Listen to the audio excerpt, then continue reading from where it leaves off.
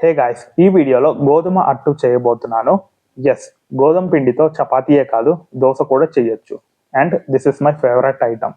దీనికి కావలసిన పదార్థాలు: ఒక బౌల్ గోధుమ పిండి, ఉప్పు, ఒక టేబుల్ స్పూన్ అల్లం, తరిగిన ఉల్లిపాయ 1, తరిగిన పచ్చిమిర్చి 2, బియ్యపు పిండి 2 టేబుల్ స్పూన్, తరిగిన కొత్తిమీర, ఆయిల్, ఇంకా 1 గ్లాస్ వాటర్.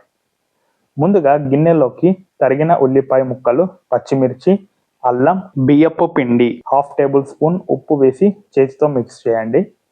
మిక్స్ చేసిన తర్వాత గిన్నెలోకి గోధుమ పిండి వేసి మళ్ళీ మిక్స్ చేయండి. మధ్యలో కొద్దిగా ఉప్పు కూడా యాడ్ చేసుకోండి. నెక్స్ట్, పిండిలో కొద్దిగా నీళ్లు పోసుకుంటూ జారుగా వచ్చే వరకు కలుపుకోవాలి. ఫైనల్గా పిండిలోకి కొత్తిమీర వేసుకొని మిక్స్ చేయండి. ఇంకా ఈ పిండి దోశలు వేయడానికి రెడీ. దోశ వేసే విధానం: ముందుగా స్టవ్ వెలిగించి ప్యాన్ని హీట్ చేయండి. హీట్ అయ్యాక పిండి వేసి 2 వైపులా మీడియం ఫ్లేమ్లో కాల్చాలి.